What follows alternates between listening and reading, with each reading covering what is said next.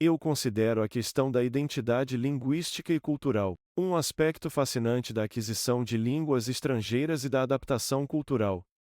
Durante aquele ano na Colômbia, minhas experiências me levaram a olhar mais de perto a minha própria identidade linguística e cultural, e a de outras pessoas enquanto viajava pelo mundo e aprendia novas línguas.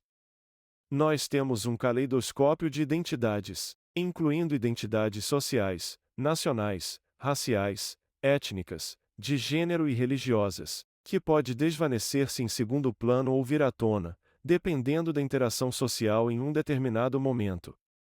A identidade linguística e cultural pode ser entendida em termos simples como identificar-se com ou sentir-se parte da comunidade que fala a língua em questão, seja a sua língua materna ou uma língua adicional. Você fala e age como outros membros da comunidade, e isso parece ser algo natural.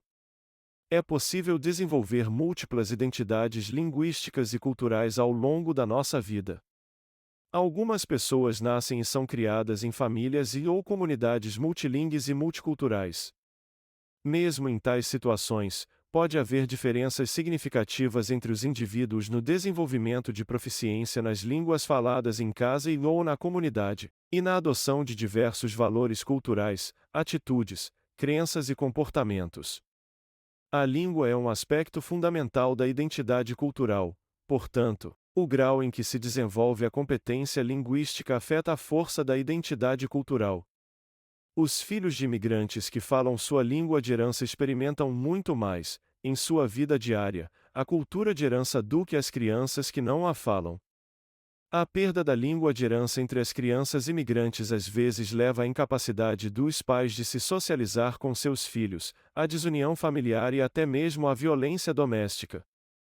Quando os pais não ajudam seus filhos a aprender sua língua de herança, estes podem deixar passar a oportunidade de aprender essa língua em um ambiente natural e até mesmo perder suas identidades étnicas. Por outro lado, estudos relacionados à manutenção de línguas de herança mostram correlações positivas entre a manutenção da língua e a construção de identidades étnicas, desenvolvimento psicológico pessoal, maior autoestima e confiança. Lembro-me de ter ficado chocado em uma conferência da Associação de Negócios Internacionais, por causa de uma apresentação de uma pesquisadora acadêmica americana de etnia chinesa, que fez uma investigação psicológica envolvendo chineses étnicos nos Estados Unidos. Ela nunca perguntou aos participantes do estudo se eles falavam chinês. Ela simplesmente tratou todos da mesma forma na tentativa de mostrar como a sua formação cultural afeta a sua percepção. Mencionei isso durante a sessão de perguntas e respostas. Depois, um membro da plateia veio até mim e comentou que, como ela não considerava proficiência na língua de herança, sua abordagem de pesquisa parecia um estereótipo racial equivalente ao perfil racial condenado nos Estados Unidos. Nos últimos 30 anos, tenho lecionado como professor de gestão intercultural no Japão. Minha pesquisa tem se concentrado nos fatores psicológicos e atitudinais que afetam a aquisição de línguas estrangeiras e a adaptação cultural. Sem dúvida, a identidade linguística e cultural é o fator mais importante para determinar o quão bem um estudante de língua estrangeira imita os falantes da língua-alvo, em termos de sotaque e prosódia, bem como hábitos de fala e linguagem corporal. Eu mencionei anteriormente que as minhas outras identidades linguísticas e culturais só afetavam minha língua materna quando eu não percebia ou não fazia um esforço para impedi-las. Isso me lembra um artigo científico sobre esse assunto escrito por Nicole Marques. Eu gostaria de falar sobre o que ela escreveu a respeito de suas experiências pessoais, porque elas refletem, de muitas maneiras, minhas próprias experiências durante minha jornada de aprendizagem de línguas.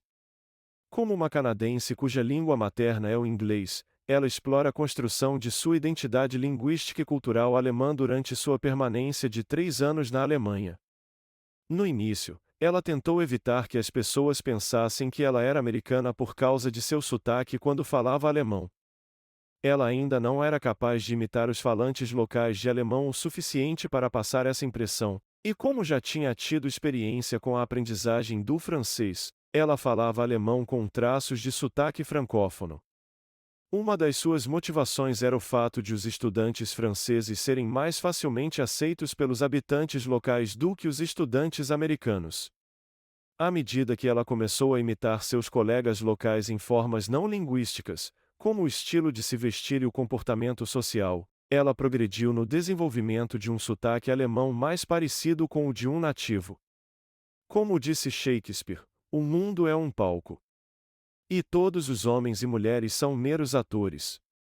Mais à frente, gostaria de falar sobre a relação entre atuar e operar com sucesso em línguas e culturas estrangeiras. Ela começou a imitar aspectos do dialeto e sotaque do alemão regional de onde passava a maior parte do seu tempo, bem como daqueles pertencentes aos lugares que visitava. Durante esse processo, ela teve uma influência significativa na fala e na escrita de seu inglês nativo. Em breves interações com os habitantes locais, ela brincava tentando dar a impressão de que o alemão era sua língua materna. Depois de ter alcançado um alto nível de proficiência em alemão e ter tido mais sucesso em passar a impressão de ser nativa da língua, ele voltou para o Canadá. Nos primeiros 3 meses, seu sotaque em inglês foi afetado não só pelo seu alemão, mas também pela imitação de um sotaque britânico. Ela frequentemente buscava imitar um sotaque britânico enquanto ensinava inglês na Alemanha, já que ele era o sotaque preferido dos seus alunos. Uma das principais razões para o sotaque estrangeiro em seu inglês nativo foi o desejo de expressar que suas experiências e habilidades em línguas estrangeiras a haviam transformado. Ela não era mais como os falantes canadenses monolingues em inglês. Em breves interações com os habitantes locais em línguas estrangeiras, eu também me desafiei a passar como um falante nativo. Embora isso não seja realmente possível para mim em países asiáticos, exceto por telefone, devido à minha aparência física. Também tenho imitado, consciente e inconscientemente, os sotaques e dialetos regionais. Assim como a Nicole, às vezes eu permito que minhas outras identidades linguísticas e culturais afetem meu sotaque em inglês para expressar uma distinção entre falantes monolingues de inglês e eu mesmo. É difícil para mim não me deixar influenciar por sotaques e hábitos de fala, mesmo que a conversa seja em inglês. É muito mais fácil eu me aproximar do meu sotaque original em inglês americano quando interajo com pessoas que têm um sotaque semelhante por causa do efeito camaleão. Também chamado de espelhamento involuntário, esse efeito se refere à imitação subconsciente da postura corporal, gestos das mãos, expressões faciais, sotaques, escolha de palavras e outros comportamentos. Esse tipo de mimetismo aumenta as conexões emocionais entre os indivíduos e aumenta a amabilidade e suavidade das interações sociais. Não é o mesmo que a imitação usada para ridicularizar alguém. Todos experimentam o efeito camaleão até certo ponto em linguagem e comportamento, algumas pessoas mais do que outras. O grau em que alguém experimenta esse efeito está relacionado à empatia e sensibilidade emocional. Indivíduos altamente empáticos exibem o efeito camaleão em maior medida do que outras pessoas. Além disso, as pessoas que frequentemente adotam a perspectiva dos seus interlocutores tendem a imitar seus hábitos de comunicação em maior medida do que aquelas que o fazem com menos frequência. O efeito camaleão é uma resposta humana natural à necessidade de adaptação e ao desejo de pertencer a grupos sociais e de se conectar com outros seres humanos. Muitas vezes imagino como seria ser uma pessoa que observo no dia a dia. É como um jogo para mim. Eu tenho curiosidade em saber como outras pessoas experimentam o seu mundo. Essa característica está relacionada à minha vontade e capacidade de me tornar parte de novas comunidades linguísticas e culturais.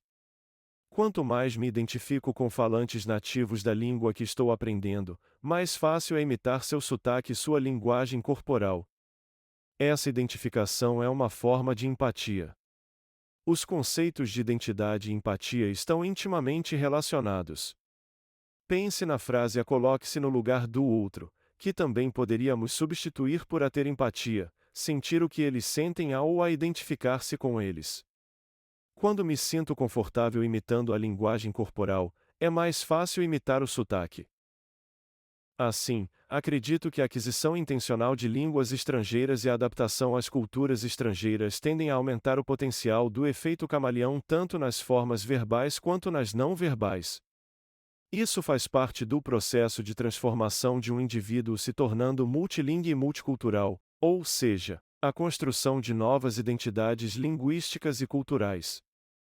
Quanto mais se fala uma língua estrangeira espontaneamente com uma imitação cada vez maior de um falante nativo, mais transformacional é o processo e a superação da resistência emocional à criação de novas identidades culturais e linguísticas. Você pode se perguntar o que quero dizer com resistência emocional. A seguinte anedota pode ser esclarecedora. Entre os estrangeiros que frequentemente aparecem na TV do Japão no papel de comentaristas gaikokujin, estrangeiros, os considerados mais fluentes em japonês imitam de perto o sotaque, a linguagem corporal e a maneira de reagir dos comentaristas japoneses. Por a maneira de reagir, quero dizer fazer coisas como aspirar ruidosamente o ar e depois gemer um pouco antes de discordar de alguém. Dave Sector é um dos melhores exemplos. Uma vez discuti esses pensamentos com um estrangeiro que vivia no Japão há 13 anos, mas que ainda tinha uma habilidade mínima em japonês. Quando mencionei o exemplo de Sector imitando as formas de comunicação japonesas, ele reagiu com indignação dizendo: "Não te dá vontade de dar umas bofetadas nele?" If you would like to know more about my experience over the past 5 decades, learning and using more than 30 languages around the globe, with adventures in 101 countries so far, then please visit my website, polyglotdreams.com. There you will find my memoir, A Life in 30 Languages, translated in various languages and integrated with audio and dual readers to offer a great way to improve your target languages.